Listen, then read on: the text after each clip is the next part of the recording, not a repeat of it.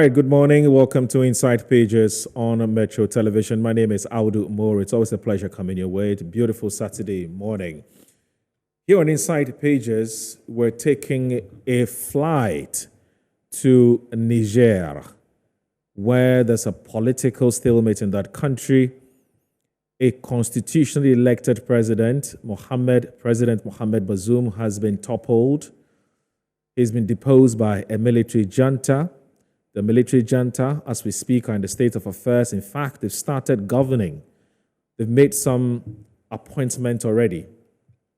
But back here in Accra, Ghana, there have been two significant developments. Now, the first one is that we've had a group of Nigerians who have been protesting and asking the mission here in Ghana to do something about the situation because they are not in favor of this coup that has taken place in their country. As far as they're concerned, they love the president. The president has lived up to expectations.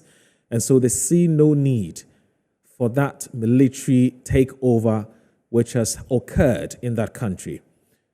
But also, alongside that, ECOWAS leaders have also been meeting here in Accra, Ghana. It's been a 2-day back-to-back meeting where the ECOWAS military chiefs have been deliberating and discussing and holding talks about what should be the way forward.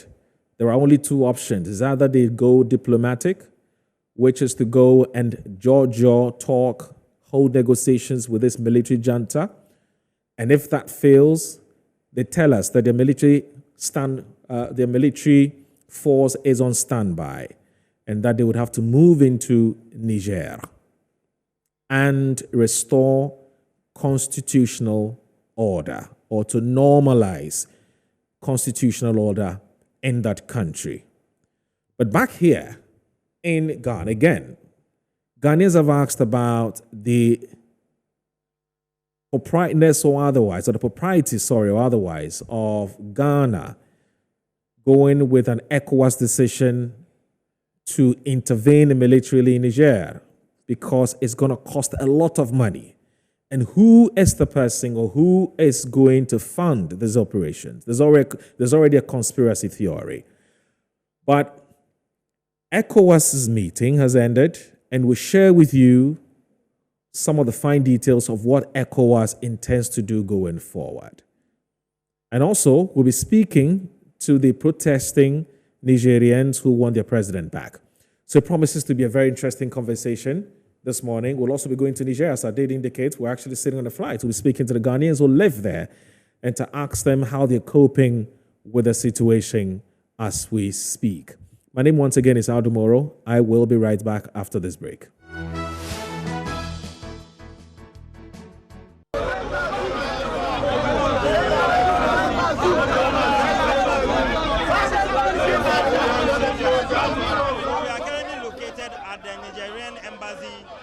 Which is just along the Independence Avenue, and you can see just behind me a number of Nigerian people who have massed up at the embassy to show support with the deposed President Mohamed Bazoum.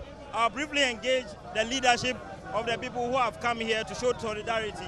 What exactly is your concern? My concern that I think that the coup that is happening in Niger, that's why the Nigerians come to the embassy. They say they don't need any soldier. They don't need any soldier law in Niger. They need the president that they vote for him. The Nigerians vote for the Bazoum Mohamed. He is the president of Niger. So they need in democracy. We need peace in the country. We need unity in the country. We don't have any issues to say to bring soldier law in Niger. So we need that they should give us the Bazoum Mohamed is the president that they elect in Niger. They should bring him back in power.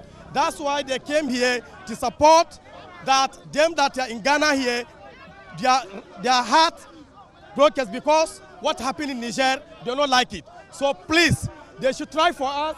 The people in Niger, the soldiers should drop them. They should give the president of the Niger people vote to him to power. They should bring the president in back. So what we are saying, apart of Bazoum, we don't have any president in Niger because we need democracy. Africa is democracy. They give us democracy, freedom, and justice. Everybody to talk, but we know this soldier law. So that's why we come to here. We are discussing the embassy here. The people, they are giving noise. They should drop the soldier. We need the president back. The soldier, we not like soldier law because they no vote give the soldier. They vote for the president. The president is working for Niger. The president is working. He like the Niger people. What happened every place that you go see the president go say that my people, my people. So that's why we come to here to give a noise in the embassy. It means you are behind what ECOWAS is doing, right? We are hearing about what ECOWAS is doing. It's right. ECOWAS is supposed to follow the right to drop the soldiers because they don't have any right to come to bring the countries coming back. Now the countries come to zero. But the concern is that people were already suffering in Niger under Mohamed Bazoum. Yeah, so far as Niger to someone's come out inside. If you take Niger is 8 regions, 5 regions or 6 regions, all they come to Ghibli that they should bring the president back. Only the capital that we see some 4 people, they come to support the soldiers. They don't have any right to support the soldiers. We don't need soldier law to be. What message do you have to the coup leaders? The coup leaders, the message that you have to them, they should go back. They should come to see them because they think that we know every country, soldier supposed to follow the law of the country. So far as them to Bazoum Mohamed is their president, the coup that they make is not coup, it's kidnapping. It's not coup. Coup is not coming like this. The president is not doing any bad. The president is doing only good. Can you close our borders? No food is going. People are seeking. No food, no medicine, no water. Nothing is going to Niger. Our people is going to die for anger because of Chani. We don't need Chani today. We don't need Chani tomorrow. So you support ECOWAS? We need ECOWAS to come and protect our people. Our people, they should come and protect us because they said that if ECOWAS come to protect us, they will come and kill Niger people. Already they are killing Niger people. Even this soldier come in power, not even 25 days, they kill more than 200 people. Killing is killing. If ECOWAS come and kill, if jihadists kill, all is killing.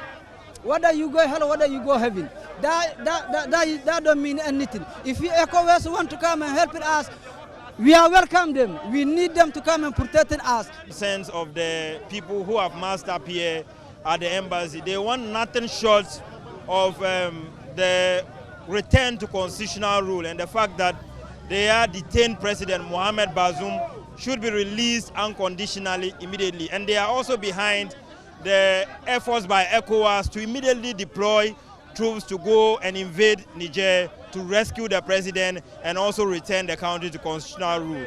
From the Nigerian embassy here in Accra, this has been Abdallah Mohammed reporting for Metro News.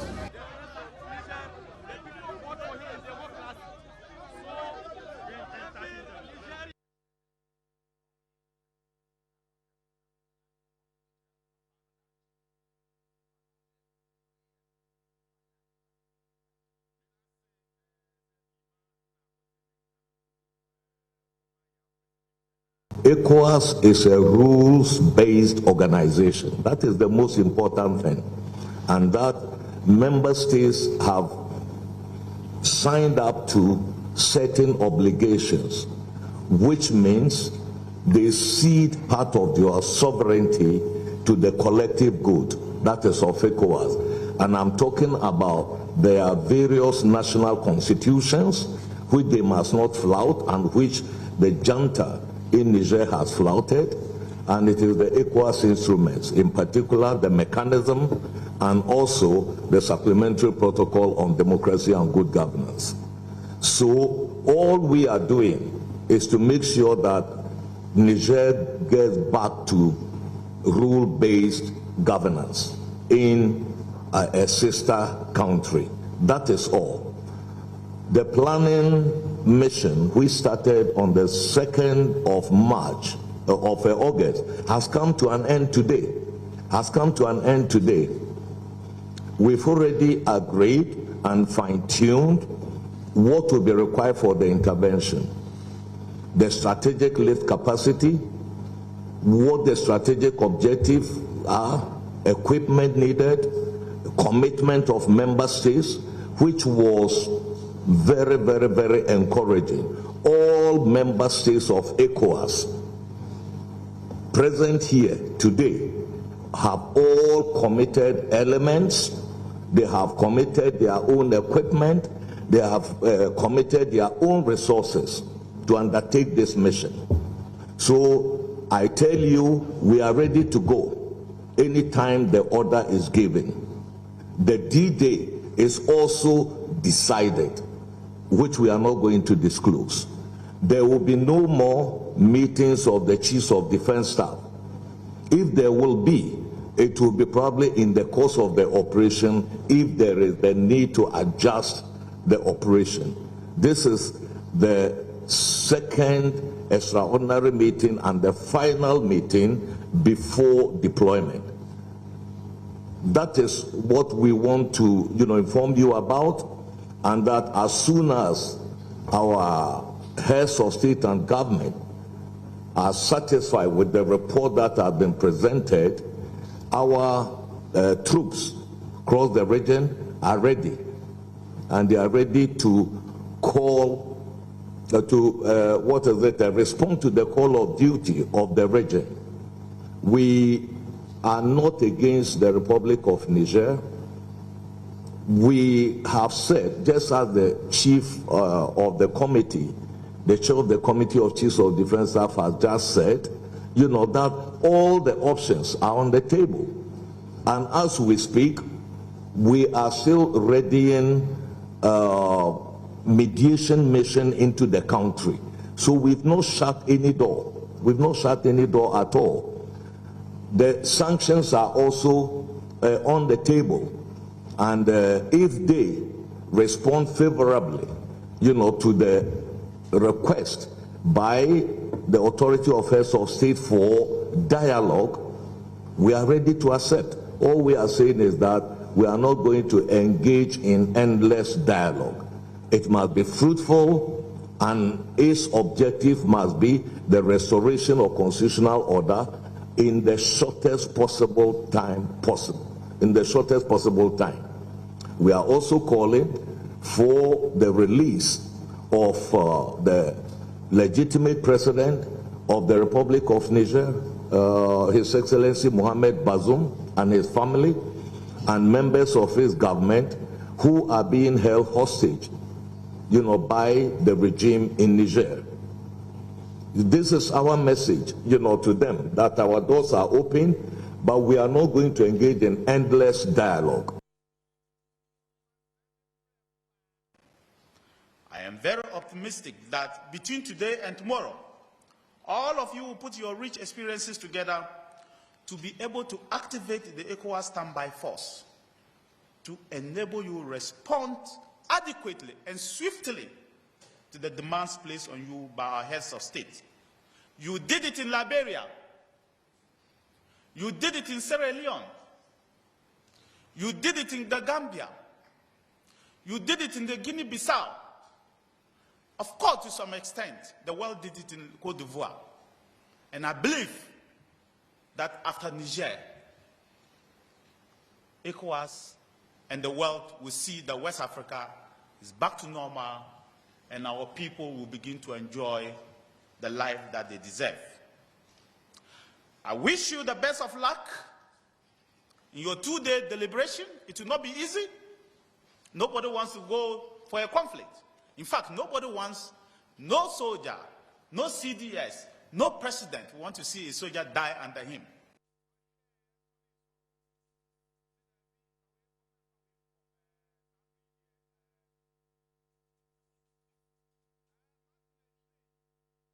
All right, just gone by was our defense minister, Dominic Nitiwu, who was addressing members of Ghana's military and was reminding them about their loyalty to their country, and was also talking about the importance of making sure that if it is time for us to move, when I say us as in Ghana, to join ECOWAS, moving into Niger, they will do just that. And so that's Dominic Nitiwu. But earlier you heard the man who is ECOWAS's commissioner in charge of political and diplomatic affairs. And I'm talking about Dr. Abdel Fattah Musa, who was addressing the media yesterday after that two-day conference that ended in Accra. And you heard him say that ECOWAS would move in militarily if all options on the table fail. I want us to quickly do this. There's two, let me just quickly introduce our resource persons who joined us, mostly, largely via Zoom, and also some of them. There's actually one person who's here with us in the studio. So let me say that I have Mr. Hamidou Alfari Saleh, who is a Nigerian. He is a political analyst based in, so let me say he's a Nigerian political analyst. Let me just put it that way. I'll also be speaking to Dr. Theo Champong, who is a political and economic risk analyst. He'll be joining us via Zoom as well. And also Mr. Emmanuel Bombandi, who is a conflict resolution, peace building, and development professional. We'll also be going to Niger and be speaking to the president of the Ghana community. He's the president of the Ghana community in Niger, that's Seydou Abudu.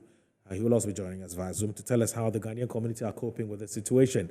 But let me quickly welcome Mr. Hamidou Alfari Saleh, who's joined us in the studio. Good morning, sir. Assalamu alaikum. Alaikum salam. And yes, for having me. Thanks for making time to join us. I hope you're doing great, sir. Very much, sir. Yeah, good. Mr. Like we say it in French, ça fait bien? Ça va très bien, et vous? Oui, ça fait ça. Je vais bien, merci. Merci. Merci beaucoup. Good morning, Ghana. Je parle français, mais un peu. C'est très bien. Ouais, j'ai très bien. C'est très bien. Vous avez appris le français à l'école, au lycée? Well, so let's take it easy. So let me do this. I'll be going on the Zoom link and speak to Mr. Emmanuel Bombandi. And let me also know, first of all, let me welcome Mr. Emmanuel Bombandi. Good morning. Thank you very much for joining us on Inside Pages. Hello, good morning. Good morning to all the teaming viewers of Metro TV. All right.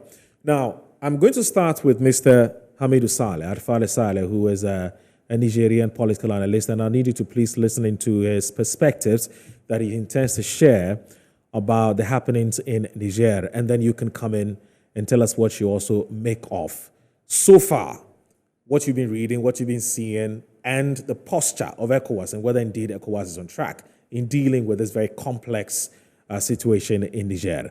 Mr. Hamidou Saleh. You come from that region. Yes. We live in Ghana. Yes. Now, how come? I mean, as we speak, it appears that we're not even too sure whether the citizens of Niger are fully in support of this coup d'etat or not. Because, and I'm asking this question because it appears that the military junta is struggling to get legitimacy based on what they've done. But then we're also picking up some signals that appears the majority of the people in Niger are also in support of what is happening. Help us paint a more accurate picture as to the feelings of the people in Niger as far as this military takeover is concerned. Is it the case the majority of Nigerians are happy with what is happening or not? What do you know? What can you tell us? Good morning. Thanks for having me, Mr. Moro. Good morning to Mr. Bombande. Good morning, Ghana. I am delighted to be here. And thanks for the question. The overwhelming majority of Nigerians are pretty happy about this coup d'etat. Right. They've been expecting this for the longest. Niger people are really tired of what's been happening for the last 12 years. And as you could see, during the meeting at the stadium, 30,000 Nigerians came out to support the junta. And all over Niger, in all the 8 regions of Niger, people came out to support the junta. So that gave the junta legitimacy, as far as the Nigerians are concerned. But is it true that the jubilation that we saw was only based in Niamey? It's not true at all. And you could Google it up. You could see all the 8 regions, in all the 8 regions of Niger, including the region of the former president, Tawa, people came out to support the government, this new government, this junta. And that because people for 12 years have been held hostage. The Niger people have been held hostage for when the you last say the 12 people years. of Niger have been held hostage for all this while, what do you mean?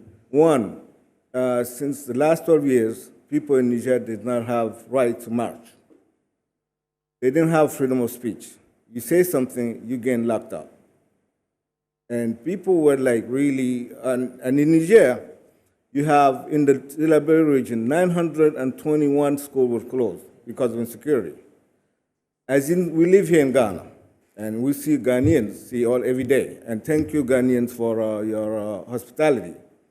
You see Niger children, little children, 3, 4, 5 years old, in the street, at the traffic lights, begging. That's a sign of a country that is sick. Niger has been struggling for the last 12 years. There's no progress, there's no food, there's nothing, infrastructure, nothing. Niger have been taken hostage by the former president and his political party. When you see their rallies, they play with money. Like in a country, Niger is the last country in the world. And Niger is a paradox. It doesn't make sense. The Niger that is supposed to be rich in uranium, gold, bauxite, oil, that Niger is last in terms of human development index. I mean, and yet is one of the poorest in the world. One of the poorest in the world. One of the poorest in the world. So how can, in that background, when these military came, as you see the first day when the coup d'etat happened, people didn't believe. That's why I didn't see Nigerian come out. Because there have been cases where they say, oh, there's a coup, and people will come out and jubilate only for them to be chased out. Right. The second day of the coup, you see the overwhelming majority of Nigerians, not only in Niger, also in the diaspora, in France, Belgium, America, people came out to support the junta. We've been wishing. So what you're suggesting, Mr. Faris, that this particular coup you're talking about has enjoyed an overwhelming endorsement and an overwhelming approval. Yes, sir. And a lot of Nigerians are excited about this. A lot of Nigerians are excited about it. Even here in Ghana, a lot of Nigerians want to be able to go out and show the Ghanaian people and the whole world that they're really happy and they're behind these militaries. They're behind the soldiers that took over. I see. But is it the case that the only way to deal with it was through a military takeover? There was nothing the people of Niger could have done about the Bazoum administration. There was only two options. That is, if indeed what you're telling us is anything to go by, which is that the Bazoum administration was so bad, was so terrible, that the people of Niger wanted that administration and Bazoum out as urgently or as desperately as they could. And you're saying that the only way out was for the military to have taken over? There was two options for these things to happen. Okay. Either the military to come over or the population itself to rise up against it. Okay. The population was scared. When you have like, let me give you an example here. In Tilia, 137 dead. In Bani Bongo, 66 dead. In Tilaberi, 57 dead. Okay. In Shinogoda, 89 soldiers died. In Inate, 71 soldiers died. In 5 attacks, 420 people died in Niger. Okay. 921 schools closed. 94 health facilities closed. People were being displaced, chased out of their country, out of their ancestral lands. Terrorists were collecting taxes from villagers. Terrorists? Terrorists. They will come to a village and give you an ultimatum. Raise up $1 million CFA or we're coming to get you. And villagers will actually get in touch with the government and say, you know what, these terrorists just came over here and they're asking for money. And they will say, just pay. But Mr. Hamidou, how can a democratically elected regime be dealing with terrorists? That's the question. Bazoum, terrorists were arrested.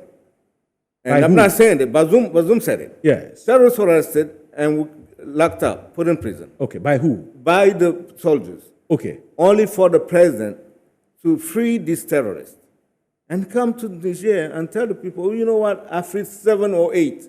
You don't know the number? He said he freed 7 or 8 terrorists because he was told to free them.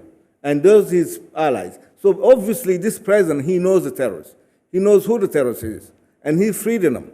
He freed these terrorists, only for these terrorists to go back and capture our soldiers, film them and shoot them. But here's the question.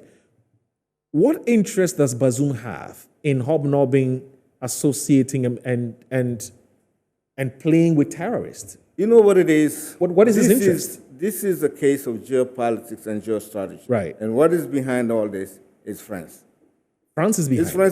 France is behind all this because France has interest. As a matter of fact, when the coup happened, what happened to France? France ordered a meeting of the Council of Defense and National Security. Okay. What's the last country in the war has to do with France security and France national defense? What does it have to do with it? That means Macron said, France will defend its interest. France has interest in Niger? Really? But that's a former colonial master. Well, we are supposed to be independent. I get it. But we're not independent. Right. We're getting independence on paper.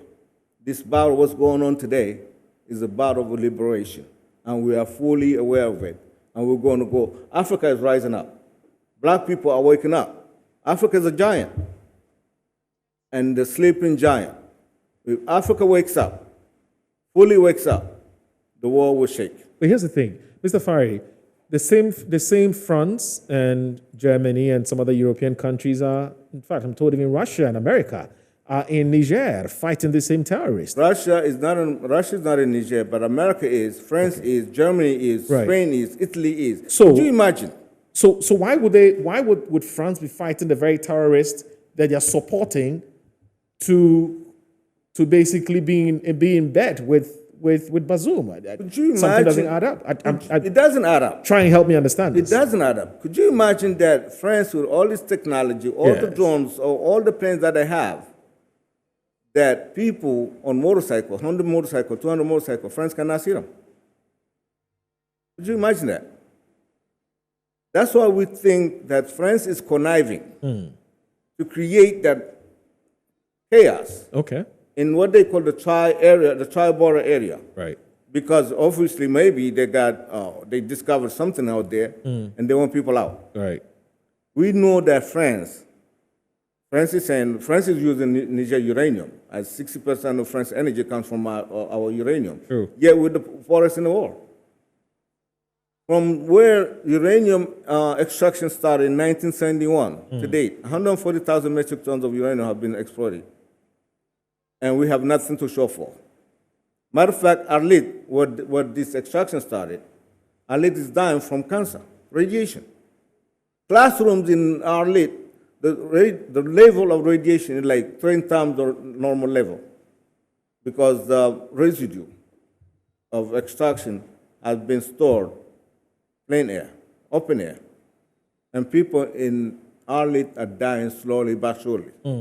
France is not doing anything about it. Let me go to the Zoom and talk to Mr. Emmanuel Bombandi and ask him whether he also foresaw such a thing happening. Mr. Emmanuel Bombandi, once again, thank you very much for joining us on Inside Pages. Hello, thank you so much. Right. Now, based on everything else that Hamidou Fari Saleh has said, in terms of the administration or the posture of the administration of the president or the ousted president, Mohamed Bazoum, are you one of those who foresaw this coming, that Bazoum wasn't sitting pretty and that anything could have happened to him? First of all, let me appreciate your panelist, Hamidou, in the studio.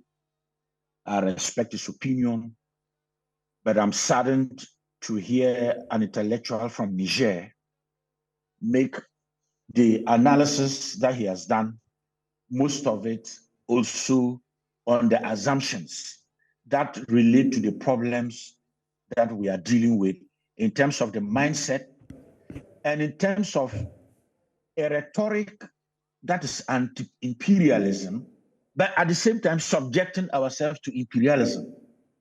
And I would explain what I mean. So first of all, in every country, you want to ensure stability. And to that extent, you want to make sure that the government on a day-to-day basis, on the agenda of peace and security, is taking care of the welfare of its citizens and defending the territorial integrity of its government, I mean, its country, its geographical space. The institution that has the responsibility to do that is the armed forces. So when you hear the armed forces say that we did A, B, C, D, but nobody heard about it until there is a coup d'etat, and that same armed forces says that we arrested terrorists, but the president told us to free the terrorists. You immediately see the propaganda detail in it, because Hamidu is referring to what is happening in Ghana. In Ghana, if terrorists were arrested by our police or armed forces, it will not be something that will be secret for us to determine whether or not the president of Ghana ordered their release.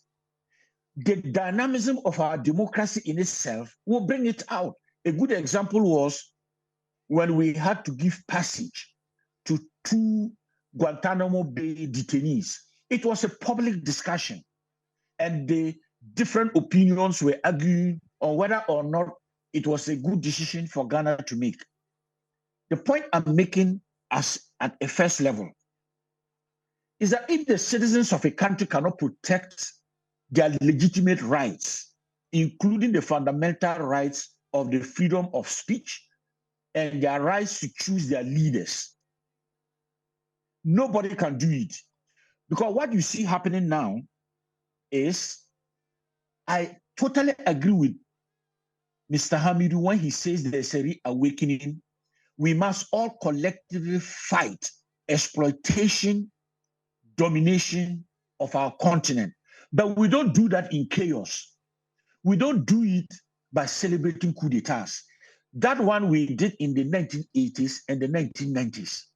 And we understood that each time there was a coup d'etat, it set a country backwards not less than 10 years. Now, this is where there is a contestation. Just yesterday, an armed rebellion has come out calling itself the Union des Forces Patriotiques pour la Refondation. That's the second. There was the one announced not long after the coup by a former Tuareg leader. What you see happening in Niger is that there is an intolerance of political competition. And when an opposition party loses power, instead of arguing on the merits of why it can be a better government, they go into the mode of intolerance, including, where even necessary, supporting the military, who normally have their own interests, to take power, hoping that they would benefit from that political military dispensation.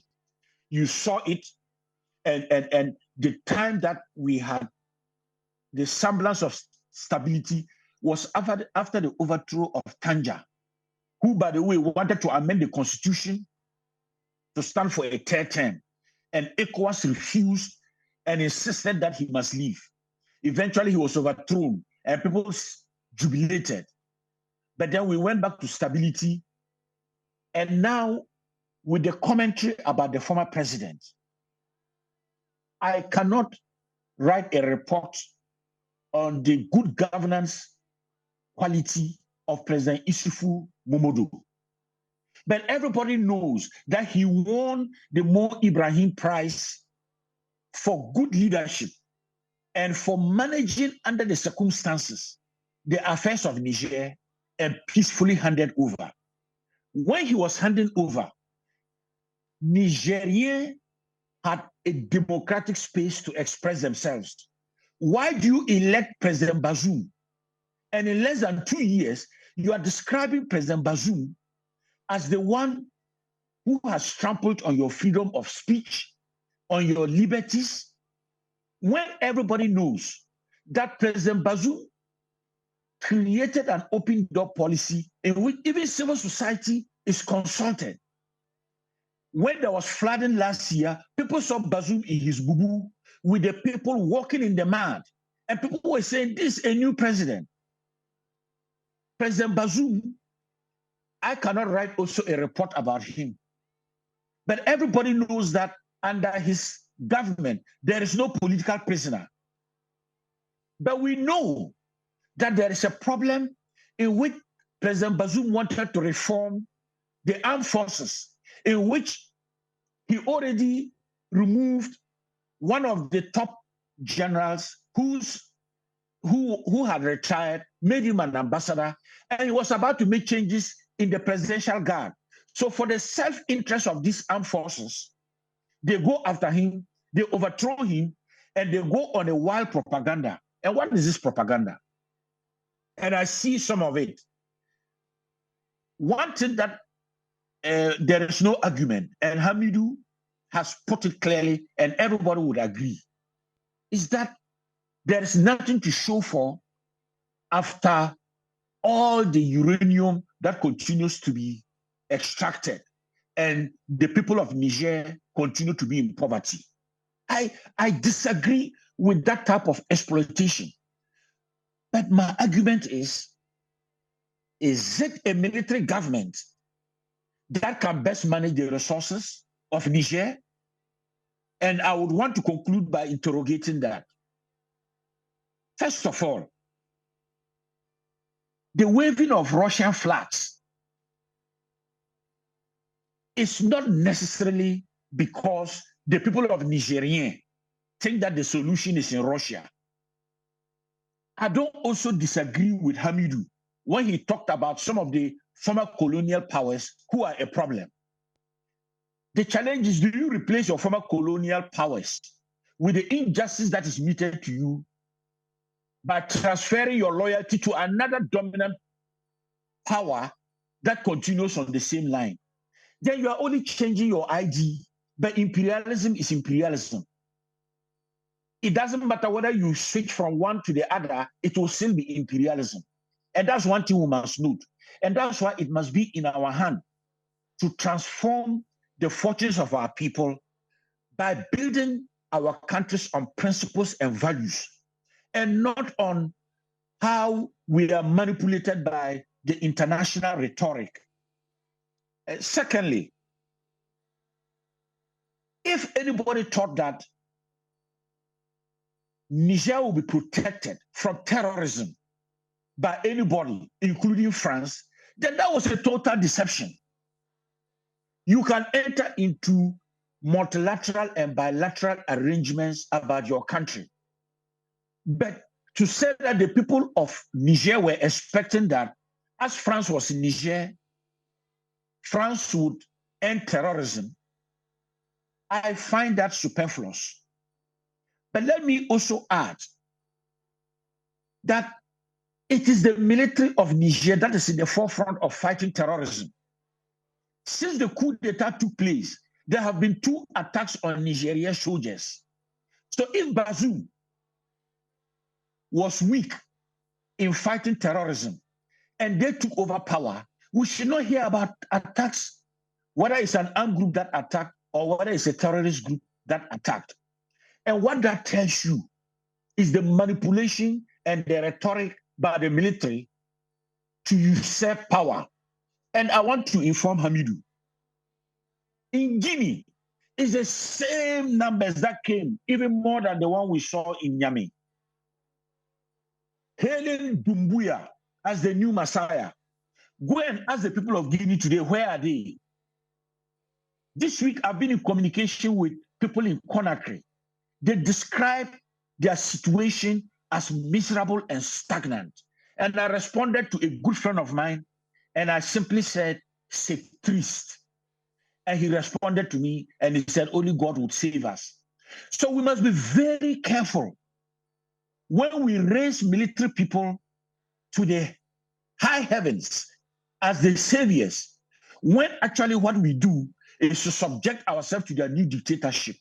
The difference is we cannot hold them accountable. But everybody knows that Bazoum in 3 years would be held accountable. And the people of Niger can decide whether they want him or not to continue to be in political office. That is the difference. I'll conclude by saying this. Am I saying President Bazoum was a perfect president? No. Am I saying President Mamadou Issoufou was a perfect president? No. What I'm saying is, General Tiani cannot be an alternative. all he will do in the short term is to continue to whip the emotions of the people of Niger. But the plight of the people of Niger is set back 10 years, and he's not going to change it. And we all know that. But for heaven's sake, the attitude of politicians tagging themselves onto the military for political space is one of the tragedies of Africa. Out of the blue, they fly this man in and swear him in as prime minister. These are people who cannot go to the people and stand for elections on the principles and values of democracy and leadership. So they tag themselves to the military. And that is why, unfortunately, we get to the point of trying to deploy deterrence, which does not help. And I want to conclude on this emphasis. France or Germany or you name any country can never save us, and can never help us, and can never protect us from terrorism. What happened to the G5 Sahel, in which you brought Mali, Guinea, Mauritania, and Niger to fight terrorism, which was a Sahel initiative? Why didn't it succeed? So my answer is, let's be very careful. I'm not saying there's no frustration. I don't agree with the exploitation. I agree that there has been poverty, but to think that populism and military dictatorship and takeover will solve it, I think we should think again. No, this is my contribution. Well, great. That's fantastic, and indeed, this is one of the most comprehensive analysis I've had as far as the happenings in Niger are concerned. And typically I would have intervened or asked some follow-up questions whilst you're talking, but I was enjoying it, so I couldn't help it. But let's come back home now, Mr. Bombandi. You are fully aware that ECOWAS chiefs have been meeting. They've been in talks, deliberating on what the way forward is as to whether they're going to go full diplomacy or they're going to trigger a military intervention in Niger. We've heard Dr. Abdel Fattah Musa, who says it looks like they would want to go ahead and negotiate up to more for diplomatic talks, and indeed, he goes ahead to tell us that indeed the Abdurrahman Chiani-led administration or junta are now prepared to talk. They're saying that come sit and let's jaw. Do you think that this diplomatic, intervention that ECOWAS intends to deploy would work? And if it doesn't work, do you, again, whether it works, and how long should they continue to talk? Because we've already heard them say they can't talk forever. They want to normalize the constitutional order ASAP, as soon as possible, because they don't want, I won't call it the precedent, because we've seen what happened in Guinea-Conakry, we've seen what's happened in Mali, we've seen what happened in Burkina Faso. They don't want that of Niger to stand. And so, where do you stand on this? Should they continue to talk to them, or they should at some point intervene militarily? And if they can, and if they want to, do you think that they have the might, the wherewithal? Who is going to fund it? Technically and procedurally, do you think that ECOWAS, from where they stand, have what it takes to go to Niger and take over power and restore or bring back, restore constitutional order? So just two questions in one. One, should they continue to dialogue, and for how long? And if dialogue fails, should they trigger a military intervention? If they're going to trigger a military intervention, do they have what it takes to do that? Do they have the funds, etc.? Thank you so much, my good brother Moru. Let me quickly say that we lost 1 week against the background, and if you recall, that this meeting of the Chief of Defense Staff was scheduled to take place last week, but it was cancelled at short notice. What was the reason behind it? The reason behind it was because when the intermediary of the religious leaders from Nigeria went into Niger and met other religious leaders and met with Abdurrahman Tiani, his pledge that under the circumstances, let's talk, influenced the cancellation of the meeting of the Chief of Defense Staff last week. Right. So already you can see that the intention to dialogue in itself is already a peacemaking initiative. Then out of the blue, the following morning, they announced that they were going to try President Bazoum for high treason. What was the reason given? They have collected all the evidence that places him culpable for charges of high treason. What is that evidence?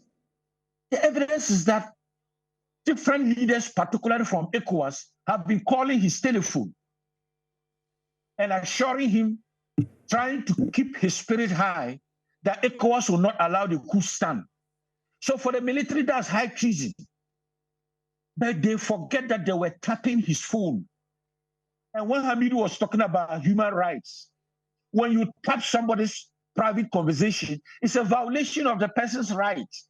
And you now want to use that against him when nobody elected you. And that's what angered and precipitated now the meeting of Chief of Defense Staff this week, which ended yesterday. At the same time, General Tiani sent his prime minister in quotes to Chad. And his message to the Chadian leader, and by the way, let me not digress because Chad is another problem. His message to the Chadian leader is, we, the military in Niger, are willing to talk. So on one hand, he talks about talking. On the other hand, he is doing what is absurd, trying to try President Bazoum for high treason. But this is the background. So the question now, coming to now respond to you is, it's not about an intention that validates people's belief in what is possible. It is the actions that you learn to those intentions. So if we see movement that talking really is possible, it would now be incumbent on whether General Tiani will receive the ECOWAS delegation that is planning to travel to Niamey either today or tomorrow.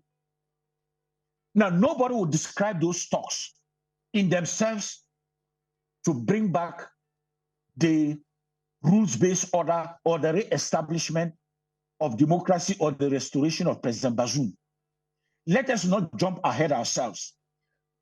But that is why people like us, and I've seen a very intellectually rigorous Ghanaian I've always admired, Chio Achampong, on your screen. And I want to use this opportunity to appreciate his wonderful contribution to the building of our nation, Ghana. And to go back to the point that if we can begin to talk, then we can discuss the obstacles and the key challenges that allows us to reach a certain point, even with the challenges that we have, to improve upon them, or to improve from there on. So will they receive the ECOWAS delegation? If yes, then something would begin. But let's not begin to judge whether that talking already is a solution. That for me is the first point. Your second question that you related with, should they continue to talk? Absolutely yes. Absolutely yes. And if you ask of my opinion, dialogue is the preferred way. Dialogue is a better alternative. Dialogue is the way forward. And one would have wished that when the presidential guard was having its internal problems and conflicts with General Bazoum, the space could have been there for them to dialogue rather than to overthrow him, because they did not succeed in achieving any objective that truly serves the interests of the poor people of Niger. What they have succeeded in doing is to increase the misery. It doesn't matter how you look at it from any side of the argument. The problem is people are saying that It should be immediate. It should be tangible. And we cannot continue to dialogue for long. I'm saying that we're talking about millions and millions of people who are impoverished. And these millions of people are not the ones who have a passport, let alone to talk about a visa, to even be an accepted refugee. They are going to be internally displaced. And even in peace times, they were across this sub-region on the roadside, just etching a living on a day-to-day basis. So we must think about the people to inform the policy. And so we must be patient. Let us not see dialogue to be a magic one. Let us see it to be the beginning that can allow things to happen and to evolve in such a way that we can come to a common understanding. And I want to conclude on this so that I don't speak for long.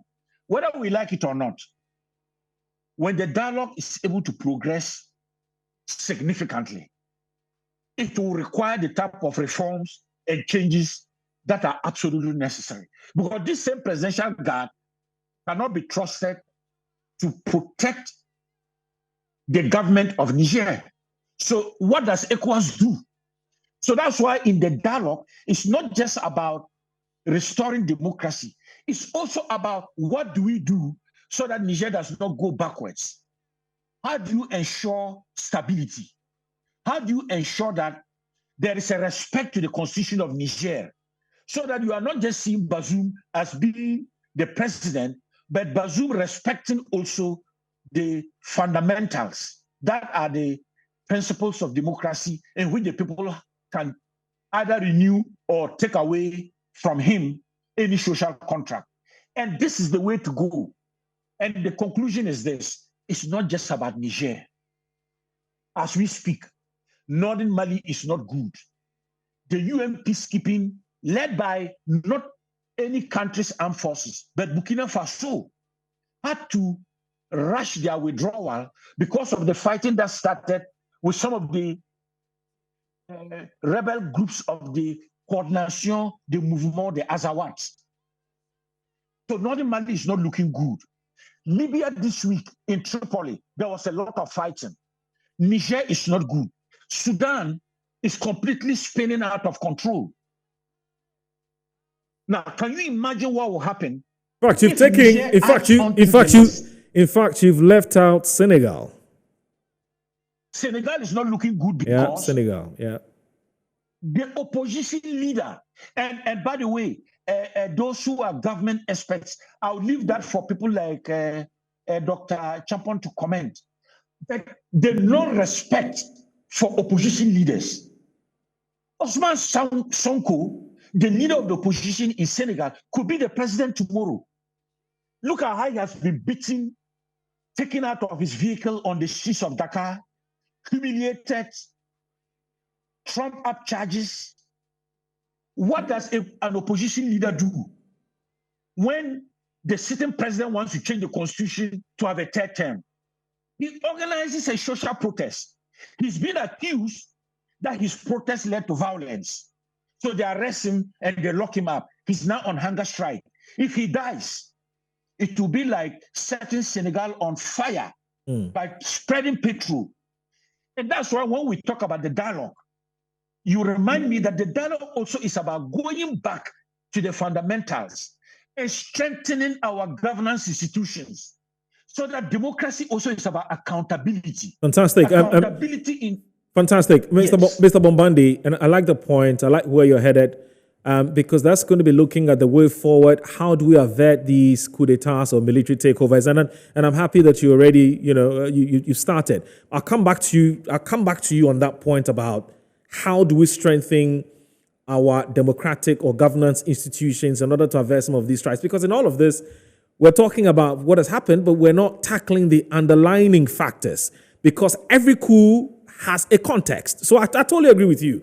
I'll come back to you on that. But let me bring in, again, whilst at it, Mr. Emmanuel Bombandi, I really would want you to be also thinking about, should dialogue fail?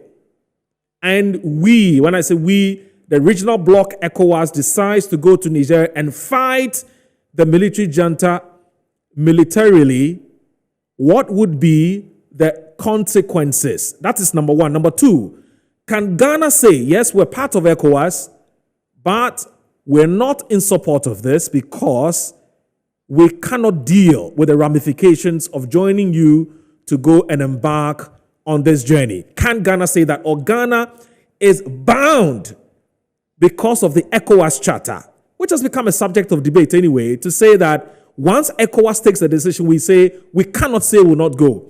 And then we juxtapose that as against what Cape Verde has done, what Mali has done, what Burkina has done. They are saying they're not interested. So I'll need you to think through some of these. So 2 questions in one for me. Once I go to Dr. Theo Champong to tell me what, first of all, he makes of this whole development. Dr. Theo Champong is a political and economic risk analyst. Good morning, Doc. Thank you very much for joining us on Inside Pages on Metro Television. Good morning, Moro. It's good to see you, and it's good to see Mr. Bombande doing very well. It's been a while. He was amongst the people we looked up to, and it's great, really great to hear his perspective. Well, he was excited to know that you're going to be a part of the show, and he was full of praises for you. And, he thinks it's going to be one of the biggest blessings to this country, Ghana. Thank you very much for joining us. Thank you. Yeah. Right. To start it off, I think, let me pick it up from where Mr. Bomande left it off. The idea that the whole sub-region is just basically a cocktail of instability, right? From the coast in Senegal, going all the way, you could even add Sudan, right, to it. And it's within that context that anything that comes in to further aggravate an already worsening situation, we should be worried about, because the fallout of that ain't gonna be great for a lot of the coastal countries in the sub-region. So, we've seen hitherto a very hawkish stance opposition by, Nigeria particularly, and wanting to go and intervene militarily. But after some back and forth and all of that, and even some delegations going in there, it looks as though the option or the first preference is to dialogue, or to sit down on the table and to Giorgio and find a way out of this. And if all else fails, then a military option could be on the table. But even that, I worry. And I worry because the fallout of a military action in terms of either refugee movements, in terms of even some of our forces and troops that are already extended in other regional peacekeeping missions, and whether or not we can even fund and sustain such, an intervention beyond saving a couple of months is going to be quite tricky. Because remember that Niger is not Gambia. It's a big piece of land, and it's not just a question of going in there and trying to get the president out. There's a real prospect that this could turn out into an all-out, sustained, civil or regional civil war that would not be able to bring under control. And that, for me, is one of my biggest worries in all of this. But the root causes, which is where we were going to get to, is also this idea that at the end of the day, many people feel that this democracy that we've been practicing in several countries, at least for the last 20, 30 years, it's not been delivering the goods, right? The social contract between the state and the citizens is broken to the point that you have almost elite capture and very small group of people dictating what happens to the greater majority of the people. Any time you have such conceptions, right, happening, you always have one or two of these soldiers who feel like they want to take advantage and stage a coup. I have even heard that part of the reasons why General Kani and others even partook or staged this intervention was not even necessarily to do with the security situation per se, but there were some procurement related issues within the army itself where there was possibly going to be some audit and they needed to cover their backs. These are a couple of backstories that those within the diplomatic and intelligence community have sort of highlighted out. But the big point is when you have that breakdown and the social contract is not working, then you give room for some of these things. And so you look at Senegal, we were just discussing, look at recently Guinea-Bissau, there was an attempted coup there only a few years ago, come all the way through to Guinea and Mali and Burkina and all of that. And what is very clear is at some point, one of the presidents wanting to turn the constitutional order upside down. So the constitution will say, okay, you can only go 2 terms. Then suddenly they wake up and say, oh, no, no, no, I don't like that. I'm going to, try and impose my will through such that you're going to, end up possibly going for a 3rd term.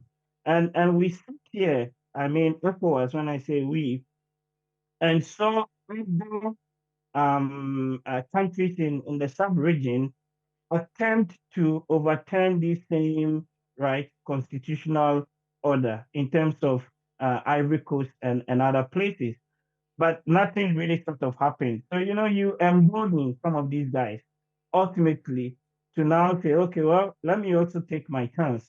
After all, if push comes to shove, then I am prepared to fight, for myself. I don't support a coup whatsoever, and because it sets countries back. And sometimes it will take you 10, 15, 20 years to, try and rebuild the very institutions and the very systems that these, pushes often claim to be wanting to fight for. And remember that they are not fighting necessarily for the interest of the people. They are fighting for their own personal interest, which has been cloaked in this sort of idea that, oh, the people are suffering and let's go in there and do something, about it. So for ECOWAS, it's a difficult situation that they find themselves in. And to the point that now they still have to push for that diplomatic solution or political solution. And if all else fails, then the possibility of the military intervention. But I don't see the military intervention as a quick win whatsoever. It's going to be a long, drawn out campaign and sustained, work. Because remember that many of the guys in the Nigerian army, for that matter, have been also fighting these jihadists far in the Sahel in places like Agadez. So they are battle hardened. And some of them would want to and fight for their leaders. The other pathway or possibility that could happen in all of this is maybe even a palace coup, right? So there might be some other insurrection from within the military ranks itself in an attempt to overturn, General Chani. And we've heard through again some of the intelligence circles and reading around that in the initial coup and the initial announcement that was made, we saw almost all the members of the different security services on TV, which indicated some sort of unity, at least to the public. But some of those recent news wires and intelligence reportings indicate that all is not well within the army or the general, armed forces, as well as the Air Force. So there's always that schism. And let's again go back to even our own case. So go back to Ghana in the 79 and 81. There was always an attempt to overthrow Jerry Rawlings, and there were these, counter coups that were staged, although they were not successful. But that's how it could also pan out. That's interesting, Dr. Theo Champon. Now, maybe I may have to burst your bubble because yesterday at at that meeting that was held by the military chiefs here in Accra, Ghana, some decisions have been taken.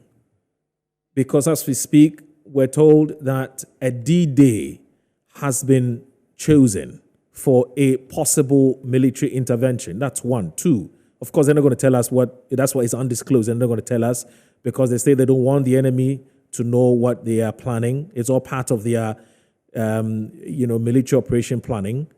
Number two, they've also said to us that they're not interested in engaging in an endless dialogue. That's number two. Number three, ECOWAS has also ordered for an activation of the regional standby force.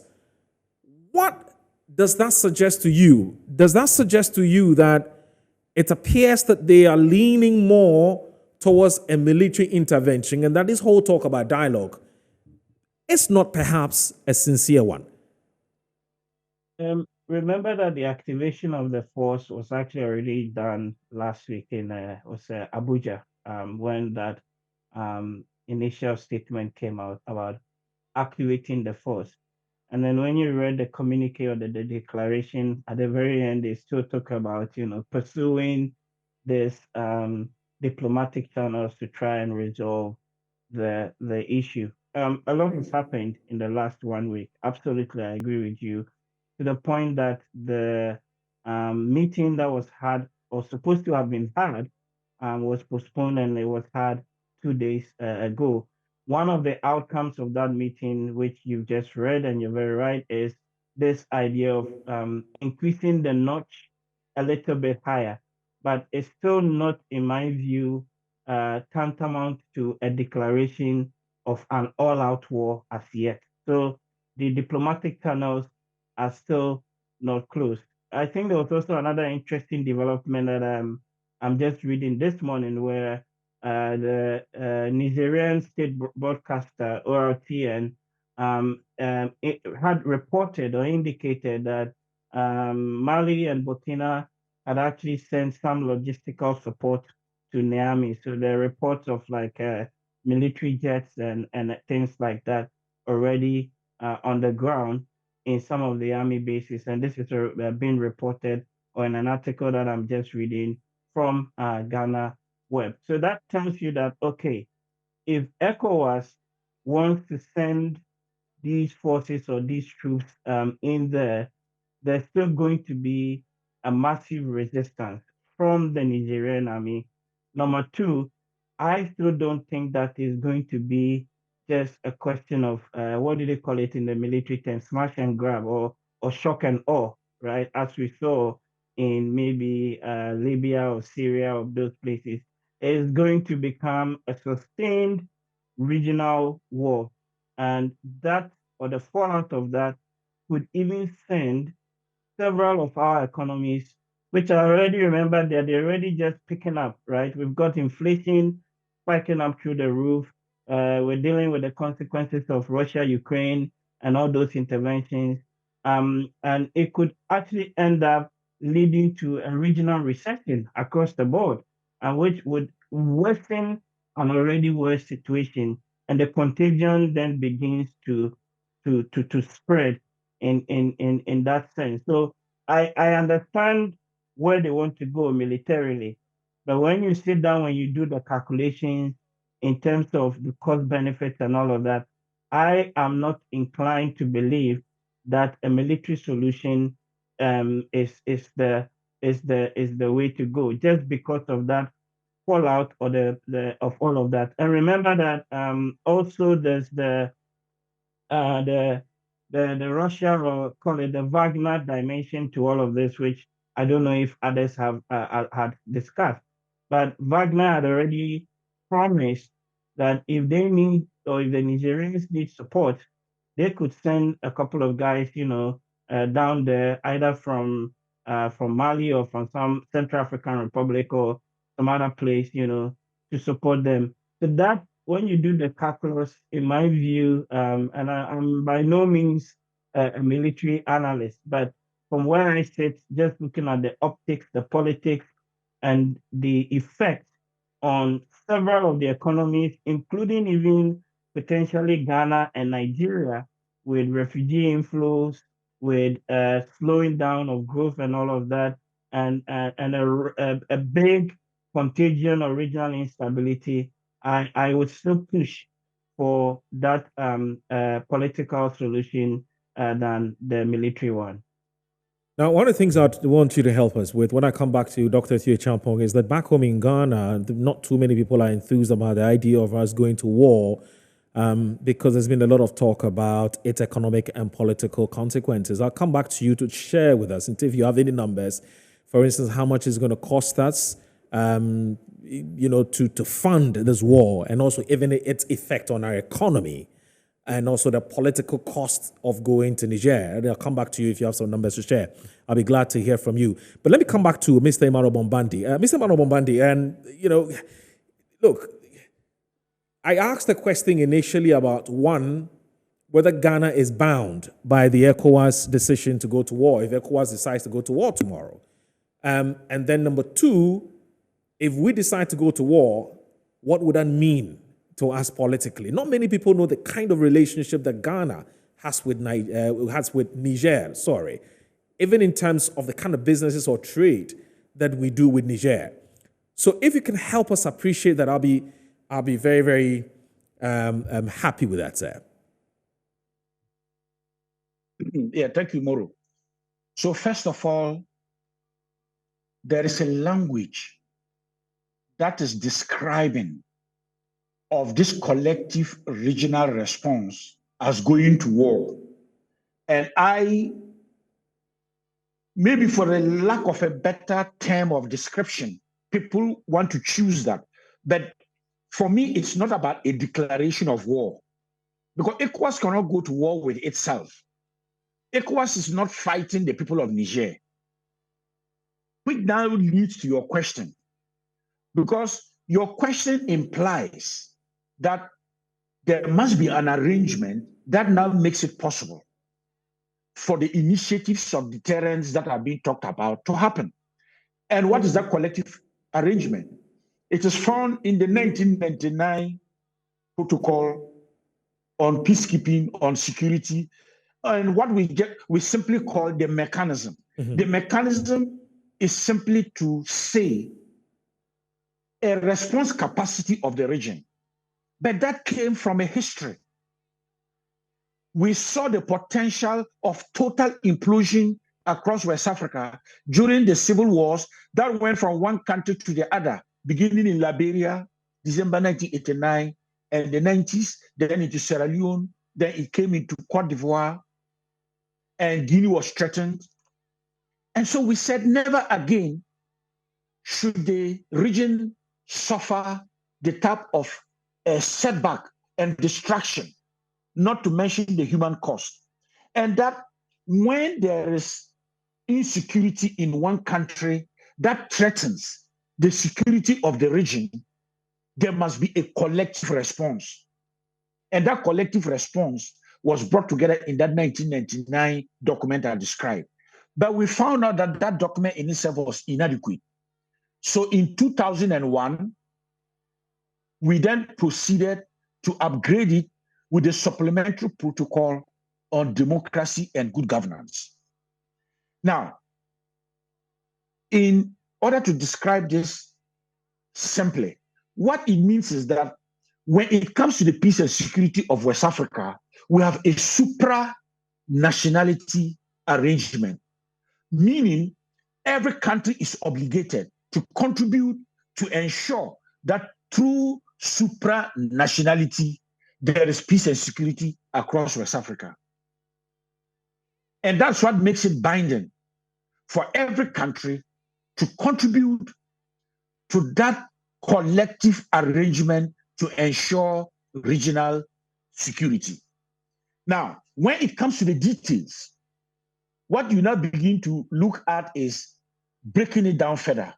Obviously, Mali and Burkina Faso are led by military leaders, and they're not going to, in any case, they've been suspended from ECOWAS institutions.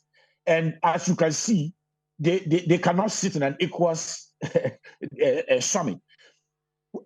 And the optics, for me, the optics are also important. What we eventually arrived at in West Africa is that we do not want an ECOWAS summit in which some men are sitting in military uniform because they are the leaders of their countries. And so the optics is, if you overthrow an elected government militarily, you have disinvited yourself. So you don't expect those countries led by military leaders to be part of this collective arrangement.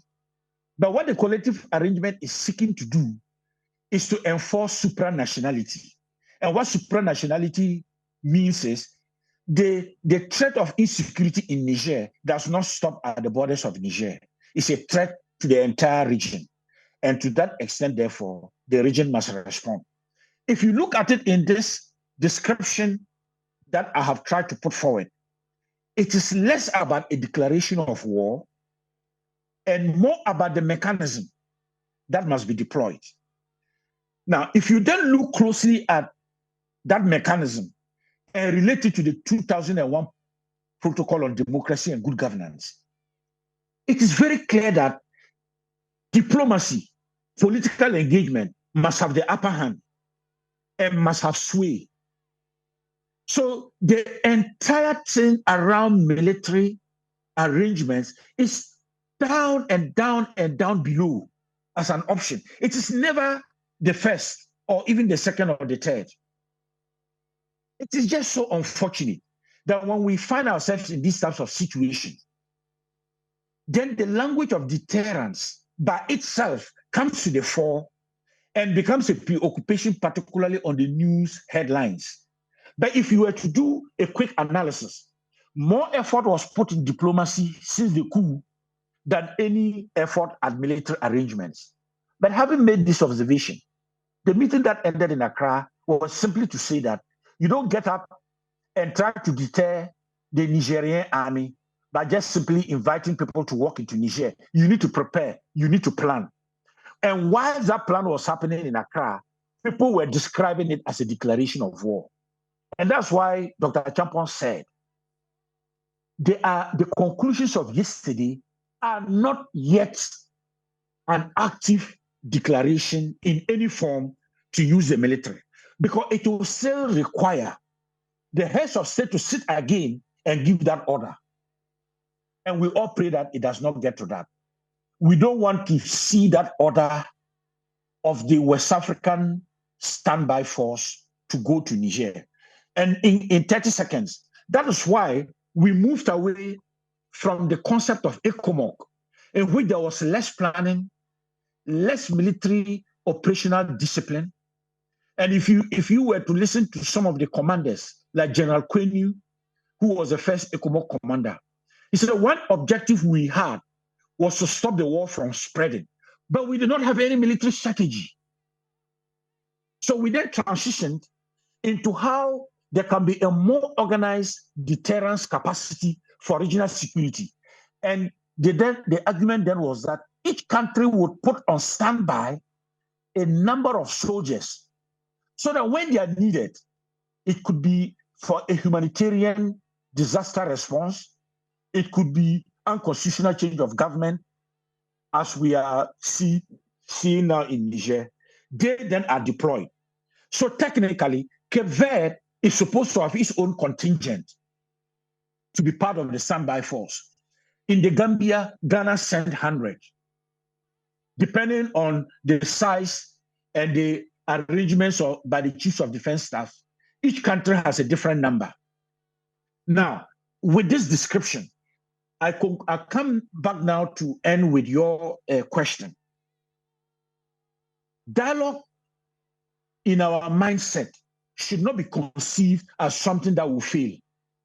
In my practice of peace building, mediation, and dialogue, once you set up yourself that dialogue is going to fail, it will fail. Because dialogue in itself, implicitly, is about the type of voluntary consent which comes along with the commitment that we will talk until we have a win-win outcome. And so every side will then put in the effort for an outcome that may not be 100%, but that definitely provides an alternative to violence. And so if today we put in the effort with a mindset that dialogue should not fail, but it should work, I think we'll be able to make progress. Now, what does that mean? What it means is that we continue to put the deterrence or the arm twisting, as Musa Fatal described it, to only be on the table, but not necessarily to be the first option. In other words, if the talking begins and we're making progress, let's not be talking about that standby force. But it does not mean the standby force in its activation is not preparing. And that's why there's a dilemma in how you present this in terms of the language. And to this extent, therefore, the concept of a D-Day does not necessarily mean there's a military invasion of Niger. The concept of a D-Day is in the eventuality that things completely go out of hand, the military refuse to budge. And by the way, as we speak, I mentioned already, armed rebellion brewing, so that it is probably not even the coup d'etat itself, but the instability in Niger that could now begin to spread out. Then your standby force should be ready. So it might be the case that the standby force is deployed not around the dislodging of the military, but the entire stability of Niger when armed rebellion is escalated. So this should be the comments that I will like to provide, and not to forget that as we speak, it is not as if President Bazoum had his way out just on a silver platter to be the president. The elections in Niger went to a second round because Bazoum could not win the election outright in the first round. In the second round, it was closely contested. He barely won. There were procedures and processes up to when the Constitutional Court validated the election. So let us not create an impression that Bazoum just became a president just like that. There was an exercise of democracy. And we know that just like in Ghana, Niger's multi-party politics is very competitive and split down the line. It's not like in other Francophone countries where you hear about coalitions of political parties to support the president and coalitions of opposition parties. In Niger, unlike many Francophone countries, the political parties, comparatively at least, have been active. So what that means is, if the people feel dissatisfied with the leadership and the governance delivery of Bazoum, they will take him off, they will remove him from office. It is needless to use force to remove him, and as Theo said, send Niger back minimum 15 to 20 years. It's an interesting, that should also be in our mind. It's an interesting point you're making, because one of the things that we heard was that the Bazoum victory was a stolen verdict, and that's, for some people, justifies why he should be toppled. I'm not in any way in favor of coup. It's just an intellectual exercise that we are engaging in. So, and I'm saying that, you know, for instance, you walked us through the processes leading to his victory. But if you listen to those who are against the Bazoum regime, they'll tell you that he was put there through illegitimate means. Illegitimate as in, the elections were stolen for him. Remember that his party had done 2 terms. This is the party's 3rd term. And the suspicion is that the president was there before, was actually the one who actually worked things out for him to become president of Niger. But that's just by the by, because we've gone past that now, and we're faced with a political instability. We're faced with a situation in that country, and we need to look at how to deal with it. And so I'll come back to you. But my final question to you, I'll come back to. Let me go to Dr. Theo Champo, but I would want you to conclude your submission on this matter by looking at what is it that African leaders are either not doing well or doing well. Always, put it this way. What is it that is causing these coup d'etats that we're beginning to see spread across, the sub-region? And that What lessons, because if you listen to, for instance, our defense minister, you listen to Dr. Abdel Fattah Musa, they begin to talk about the fact that if this thing is not nipped in the bud, if we do not stop this coup d'etat that appears to be spreading across the African continent, it appears that they themselves are in trouble. You know, so you can actually see, yes, you can actually see a case of self-preservation. That if we don't stop it, we don't know when it's going to be our turn. You know, so is it enough to admonish, you know, these coup leaders to stop what they're doing? Or we need to start looking internally and to ask ourselves, what is it that we're not doing rightly? And that it's beginning to give rise to some of these coup d'etats. So I'll come to you, Mr. Bombardier, because you already started talking about governance institutions, and that's why I want you to look at that. But Dr. Tuye Champon, if we have to... It's a simple thing. You know, they say when your friends or uncle or somebody's house is on fire, right? Yes. You need to fetch water. Right. So that's an element of that self-preservation. But fundamentally, because you see, across the board, this democracy that many African countries are practicing is become a pseudo-democracy, right? Some even say it's a sham democracy because it's not delivering the goods. That's a fundamental issue. Right. To the point that in many countries, in many places, the democracy we're practicing is the produce that, okay, every 4 years, let's go queue up, vote for one person or the other. But what happens in the 4 years in terms of delivering economic growth, in terms of delivering, positive outcomes for the people, is a little bit problematic in that context. And this is one of the biggest issues that we need to work with to address as a people, because until you fix what gives cause to these issues, what gives cause to the instability and the violence and things like that, we're always going to find ourselves in a situation where some, trigger-happy army officers would just, use that as an opportunity to perpetuate their own, hegemony. So it is going back to the fundamentals, which is that if you look across the last 30, 40 years, and you look at any development indicator in many of our countries, whether it is in the area of education, whether it is healthcare, whether it is social progress, whether it is even, the outcomes of economic growth. And I'm not talking about GDP and inflation. I'm talking about improvements in the well-being and the livelihoods of the people. You can look at the data, and it's very clear.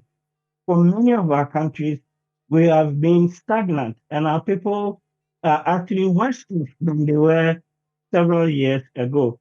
So if you don't address those issues, and elections only become a conduit that every 4 years you just change the guard without addressing the root causes, then there is always going to be, again, that opportunity. And so you're right there, there's an element of self-preservation in all of this for many of the leaders, because they know that they have failed their people massively across the board. Right. And they are only doing this to support their own interests. And then one small quick point related to the issue of, the ECOWAS force and interventions.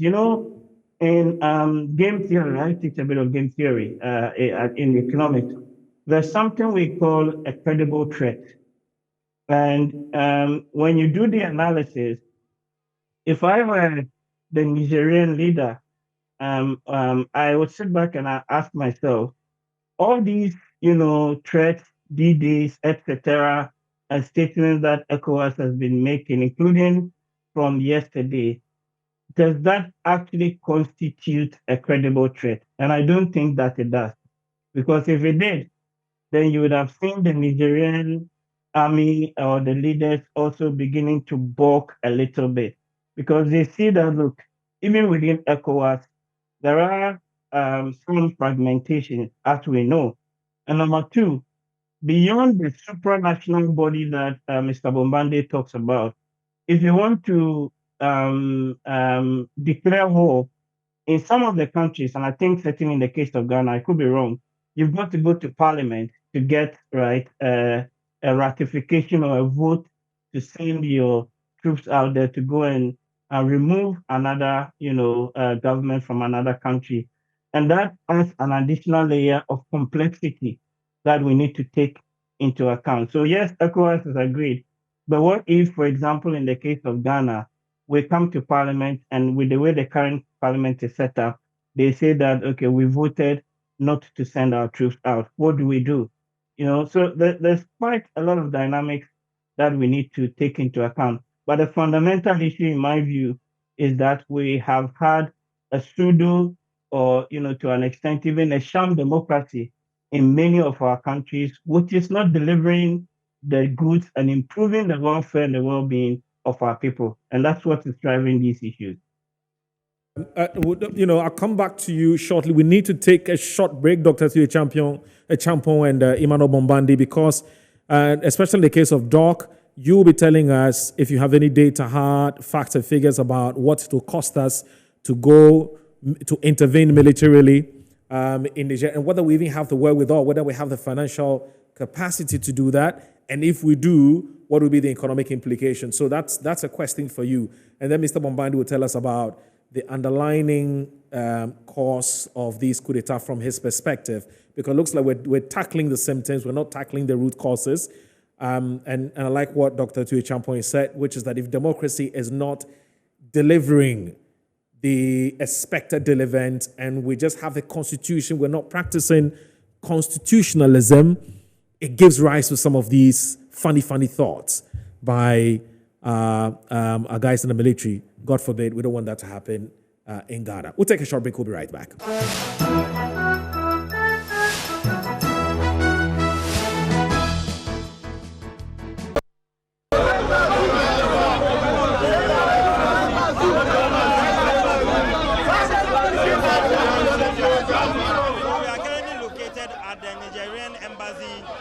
Which is just along the Independence Avenue. And you can see just behind me a number of Nigerian people who have massed up at the embassy to show support with the deposed President Mohamed Bazoum. I'll briefly engage the leadership of the people who have come here to show solidarity. What exactly is your concern? My concern that I think that the coup that is happening in Niger, that's why the Nigerians come to the embassy. They say they don't need any soldier. They don't need any soldier law in Niger. They need the president that they vote for him. The Nigerian vote for the Bazoum Mohamed. He is the president of Niger. So they need in democracy. We need peace in the country. We need unity in the country. We don't have any issues to say to bring soldier law in Niger. So we need that they should give us the Bazoum Mohamed is the president that they elect in Niger. They should bring him back in power. That's why they came here to support that them that are in Ghana here, their heart broken because what happened in Niger, they don't like it. So please, they should try for us. The people in Niger, the soldiers should drop them. They should give the president of the Niger people vote to him to power.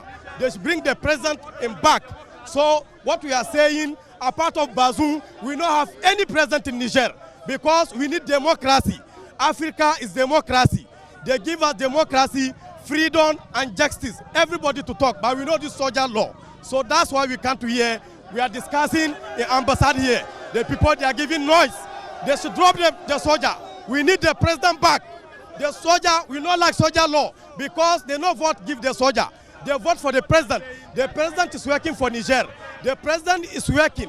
He like the Niger people. What happened every place that you go see the president go say that my people, my people. So that's why we come to here to give a noise in the embassy. Means you are behind what ECOWAS is doing, right? We are hearing about what ECOWAS is doing. It's right. ECOWAS is supposed to follow the right to drop the soldiers because they don't have any right to come to bring the countries coming back. Now the countries come to zero. The concern is that people were already suffering in Niger under Mohamed Bazoum. Yeah, so far as Niger to someone's come out inside. If you take Niger is 8 regions, 5 regions or 6 regions, all they come to Ghibli that they should bring the president back. Only the capital that we see some 4 people, they come to support the soldiers. They don't have any right to support the soldiers. We don't need soldier law to be. What message do you have to the coup leaders?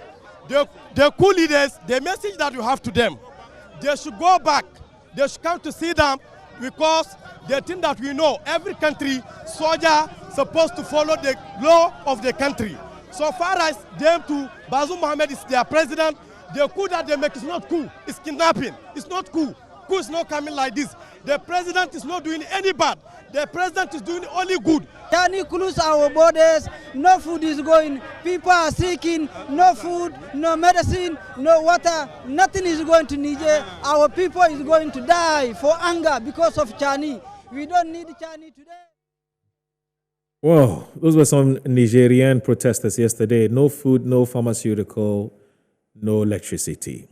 Tough times for our brothers and sisters who live in Niger. We were billed to speak to the Ghanaian community in Niger. Unfortunately, we've not been able to link up with them. The guy had agreed to speak to us on Inside Pages. Unfortunately, we can't reach him. But once I say, Mr. Emmanuel Bombandi, because we don't have a lot of time now, so if you can briefly touch on what you feel are some of the far-reaching reforms that African leaders would have to undertake to prevent some of these things from happening.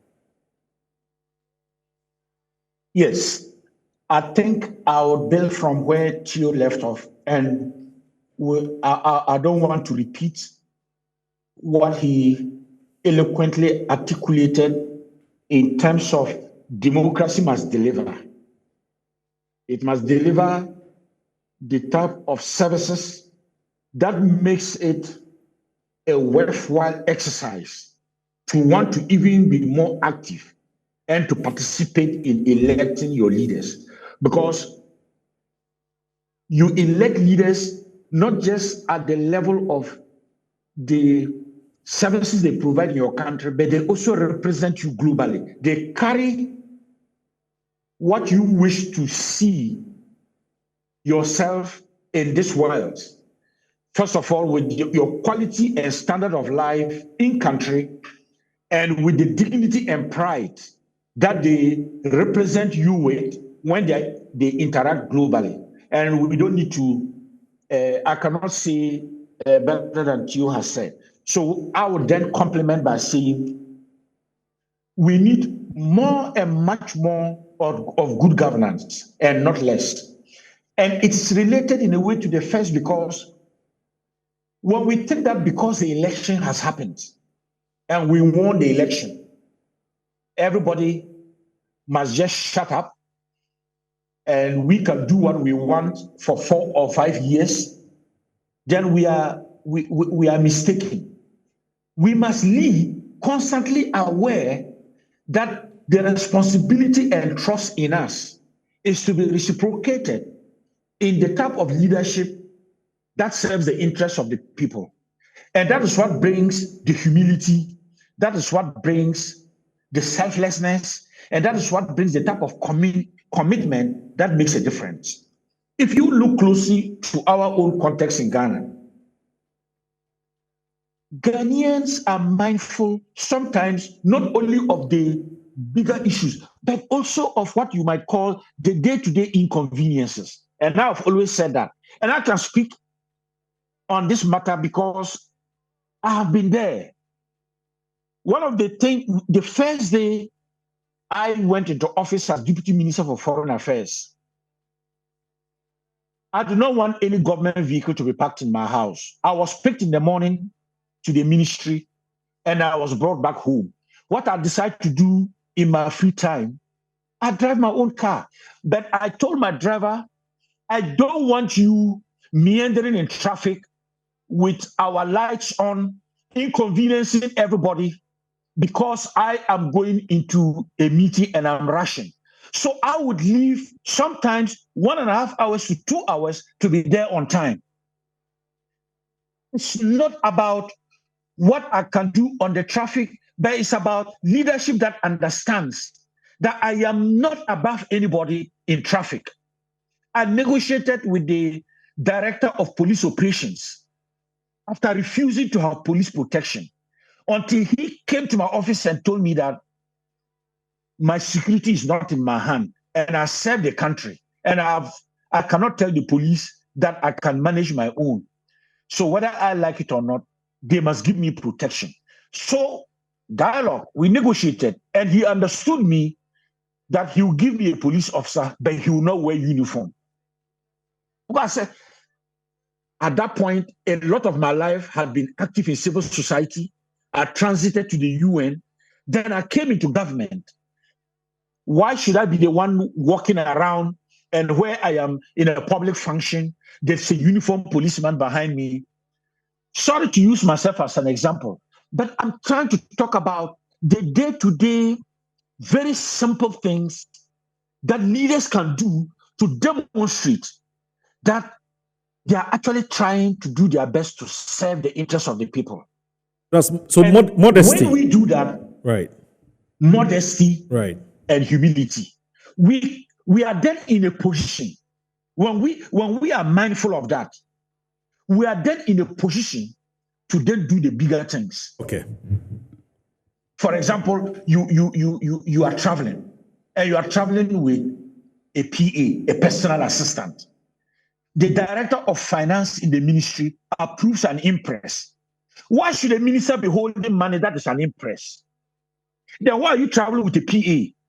And what is the meaning behind an impress? An impress means, should there be any unforeseen situation in which you needed money because you are a representative of the Republic of Ghana, okay, that impress will go to serve that purpose. Right. And the question is, unless where you are going, there's no Ghanaian embassy. And even in places I have gone like Madagascar, where we have no embassy, our South African embassy came to be part of the process leading to my arrival for the summit that I was representing the president. So why do you need an impress? I get it. Mr. Momandi, I get it. I get the philosophy driving the examples you're giving. But I think what you're trying to say is about the optics when you're a public servant. Modesty. It's extremely important. Words, yeah. In other words, the civil servants will give me the level of credibility and respect. Okay. Because they've seen me putting in the effort to be transparent and above anything that is unacceptable. Okay. In that situation, they themselves are disciplined. So that for me is what you might call the intangible. Okay. But sometimes in life, what is intangible informs what is tangible. True. And the tangible are the bigger issues of respect for human rights, making sure that the competition is fair. Right. But in order to be also fair, let me wrap up by saying this. Whereas we talk about the elected leaders, sometimes in the way we do it, what about those who are not elected, but they are leaders? Okay.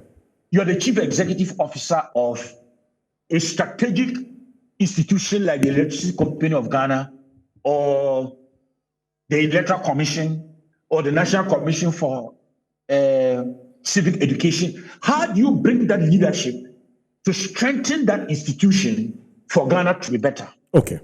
And that consultative decision-making, team collegiality helps to make the difference. And finally, tolerance. Tolerance. I use myself again as an example.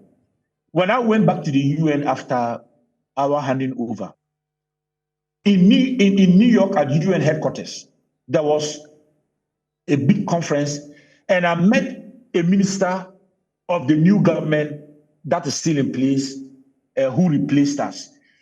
I went to him, gave him my respect, wished him well, and that may his work continue to advance Ghana. And I was kind of rushing to a meeting. He insisted and came back and told me that, Bombande, this is unusual. In the competition, I thought you just passed by. I said, why? You are the one the people of Ghana elected. You replaced us. I must wish you well. I use that example to talk about intolerance. I was in Niger when, in the second term of President Momodu, the opposition refused to accept the outcome. And at that time, I was in the UN and we went to mediate.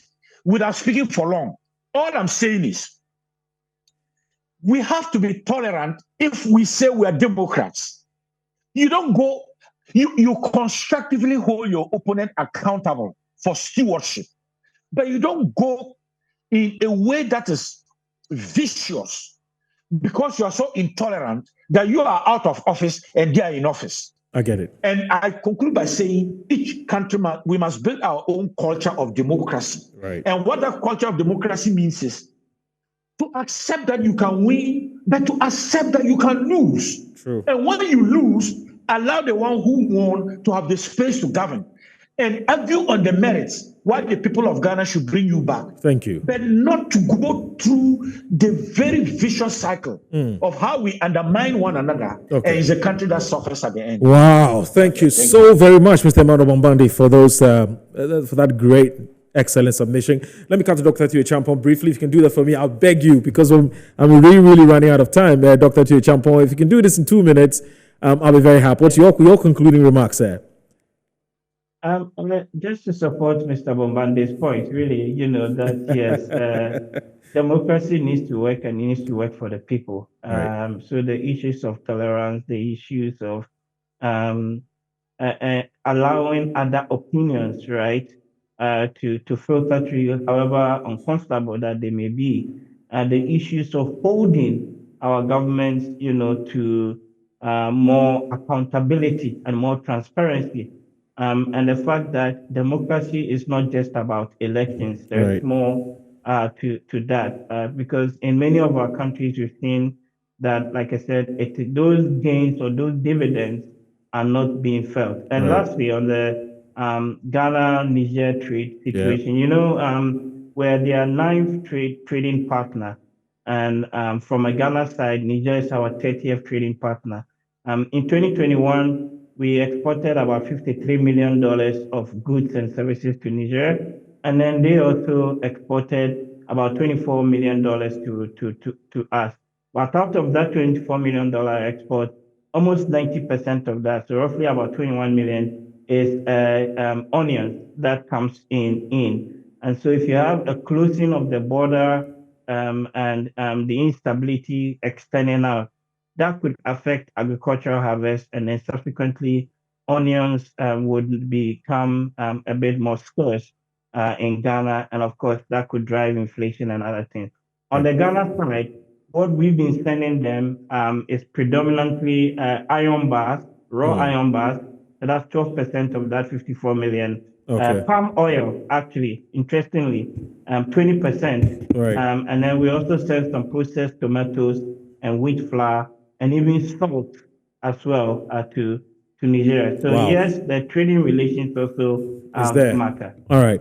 Doc, thank you so very much. What it means is that we need to be careful if we decide to go intervene militarily, because all of these things are going to suffer. But I'm just going to 2 minutes for my, just 2 minutes. I beg you guys, just 2 minutes for Mr. Hamidu. He started with us. He's going to conclude. So what are you concluding? Should we, what are your concluding remarks, basically, so far based on what you've heard? Okay, I should talk about a little bit how the road to the coup. Okay. What led to the coup? First of all, it's insecurity. Right. And let's start from the beginning, from the election of Mr. Bazoum. Oh, no, I think we should go past that. We want to look at what's the way forward. Okay, the way forward. Yeah. I think we shouldn't go to, ECOWAS shouldn't go to war in Niger for one reason first.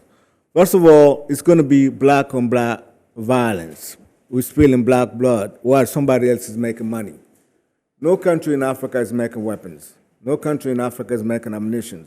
So ECOWAS going to Niger to go to war against Niger people. It's black people against black people killing each other, whereas somebody else is making money. That's one point. Second point is Mr. Bombandi talks about the protocol, the CMS with Olome in 1999.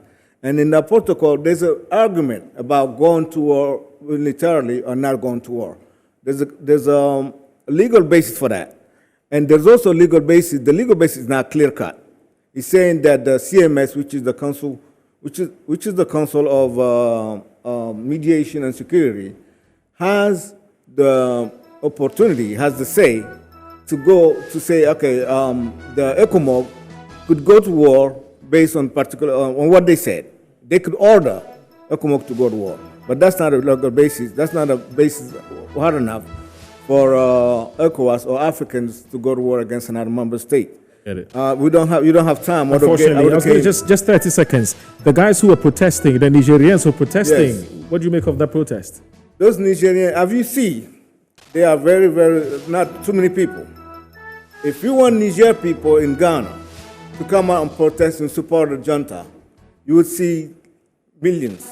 You see 10 times the number that you saw. So these people, actually, some of them are onion sellers, onion traders. So they are worried about, they're actually upset that they trust got stuck at the border, and you know, onion doesn't last long. That's true. So that's what it is here for those people. Yeah. We intend people in Ghana who are in support of the military junta to ask for permission at the police headquarters to come out and to march from Independence Square to Kwame Nkrumah Memorial, because those places are symbolic. Okay, and then to the Niger embassy to show the Ghanaian people and the whole world that we are behind the soldiers. One thing I want to say is that the soldiers, democracy is is not a copy and paste. We didn't inherit democracy. So if we have democracy today, we need to adapt that democracy to our cultures and our beliefs and our environment. Okay. We cannot just take democracy from somewhere, from France, and then you see how Africa is happening. I get it. In Africa, I think that's a very powerful point. Okay, in Africa, you see people are like in Ivory Coast. Yeah. He changed the constitution to become third mandate. I get it. And ECOWAS didn't say nothing about that. Okay. So it cannot be like you could accept one thing here in Chad. What happened in Chad? Why ECOWAS didn't say nothing about that? Thank you. Thank you so very much, sir. Thank you very, very much. My name is Audu Moro. Thanks for watching. It's been another edition of Inside Pages on Metro Television. I want to say big thanks to the production team and my resource person. Same time next week, Saturday. I'll be right back. Have a good day. Bye-bye.